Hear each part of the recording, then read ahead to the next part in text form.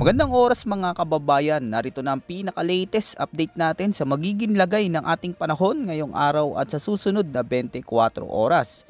Lumakas at naging LPA na ang cloud cluster sa loob ng Philippine Monitoring Domain ayon sa mga international weather model. Ayon naman sa Pag-asa, posibleng lumakas ito bilang bagyo at parating na sa loob ng Philippine Area of Responsibility sa mga susunod na araw. Alamin natin ang pinakabagong detalye dito. Sa kasalukuyan, patuloy na nakakaapekto sa bansa ang easterlies o mainit na hangin mula sa silangan. Para sa Metro Manila at sa iba pang panig ng bansa, asahan ang bagyo maulap hanggang maulap na kalangitan na may posibilidad ng pulu-pulong pag-ulan, pagkulog at pagkidlat bunsod ng umiiral na easterlies. Maging ganda sa posibleng pagbaha o pagguho ng lupa lalo na kung magiging malalakas ang mga pag-ulan dulot ng matitinding thunderstorms. Ayon naman sa latest Tropical Cyclone Threat Potential Forecast na inilabas ng Pag-asa, sa unang linggo ng forecast period, posibleng mabuo ang isang TCLB-1 sa silangang bahagi ng PAR habang kikilos ito sa direksyong patungo ng Luzon at mataas ang tsansa na maging ganap na bagyo ito.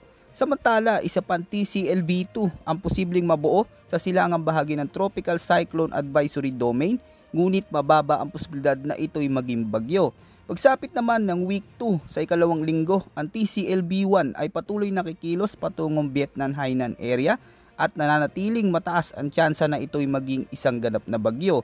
Dagdag pa rito, inaasahang papasok rin sa hilagang silangang bahagi ng bansa ang TCLB-2, subalit may mababa itong posibilidad na maging bagyo.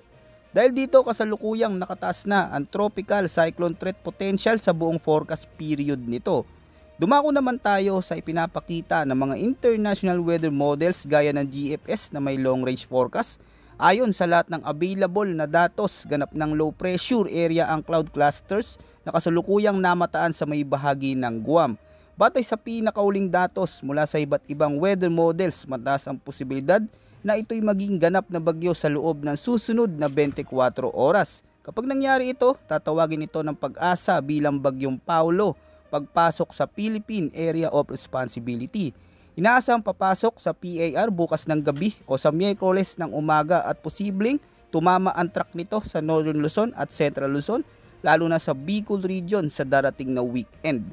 Patuloy na magbantay sa mga susunod na update at maging handa sa anumang pagbabago sa track at intensity ng weather system na ito sa mga darating na araw. Paalala sa ating mga kababayan, marami pa ang pwedeng magbago sa direksyon at lakas ng sistemang ito.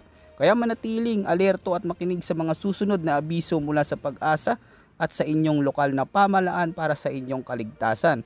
Itong dahilan kung bakit mahalagang nakamonitor sa mga susunod nating ulat panahon dito sa ating channel para sa pinakabagong detalye. Yan muna ang ating pinaka-latest weather update at ito po ang inyong weather forecast ng bansa. Maraming salamat po at huwag kalimutang mag-ingat ngayong nakakaranas tayo ng maulang panahon.